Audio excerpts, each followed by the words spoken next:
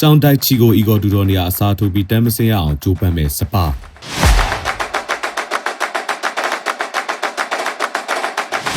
စပါးတာဝန်ရှိသူတွေဟာလက်ရှိနေပြအီဂေါ်ဒူတော်နေရာမှာ Nottingham Forest ကထုတ်ပယ်ခံထားရတဲ့ရှောင်းတိုက်ချီနဲ့အစားထိုးပြီးတမ်းမစင်းရအောင်ကြိုးပမ်းတော့မယ်လို့ပြည်ထောင်မီဒီယာတွေကရေးသားနေကြပါတယ်။ဘောလုံးပွဲတွေကိုရော်စားမှန်ကန်စွာကစားခြင်းနဲ့မိတ်ဆွေတို့အတွက် Lucky မြတ်သူရာ Football Service မှာ iBet 789နဲ့555 mix တို့ကိုအကောင့်တစ် bonus တွေနဲ့စိတ်ကြိုက်ကစားလို့ရနေပါပြီ။စိတ်ဝင်စားလို့ကစားခြင်းတော့ Viber နံပါတ်39 600-239-113မှာလာရောက်ကစားဖို့ဖိတ်ခေါ်လိုက်ပါတယ်။အီဂေါ်ဒူတော်ဟာစပါးကိုနိုင်ပွဲတပွဲပဲရအောင်စွမ်းဆောင်ပေးထားနိုင်တဲ့အထိအခြေအနေစိုးနေတယ်လို့အသင်းရဲ့ခြေစွမ်းကလည်းတိုးတက်မလာတာကြောင့်စပါးတာဝန်ရှိသူတွေကအီဂေါ်ဒူတော်ကိုယာဒူကထုတ်ပယ်ဖို့စဉ်းစားနေတာပါ။ရှောင်းတိုက်ကြီးဟာ Nottingham Forest နီးပြယာဒူကထုတ်ပယ်ခံခဲ့ရပေမဲ့ Premier League မှာတမ်းမစင်းရအောင်စွမ်းဆောင်မှုတဲ့အတွေ့အကြုံကောင်းတွေရှိနေသူပါ။ဒီလိုအတွေ့အကြုံတွေရှိနေတာဟာ Premier League မှာနီးပြအဖြစ်ပထမဆုံးတာဝန်ယူခဲ့တဲ့အီဂေါ်ဒူတော်ထက်အသင်းကိုတမ်းမစင်းရအောင်ကြိုးပမ်းတဲ့နေရာမှာထောက်ကူပိုဖြစ်စေလိမ့်မယ်လို့သတ်မှတ်ပြီးစပါးတာဝန်ရှိသူတွေကနီးပြပြောင်းလဲလုပ်ဖို့ကြိုးပမ်းနေတာပါစပါးဟာလာမယ့်ဧပြီလလယ်ပိုင်းရောက်မှပရီးမီးယားလိပွဲတွေပြန်ကစားရမှာဖြစ်လို့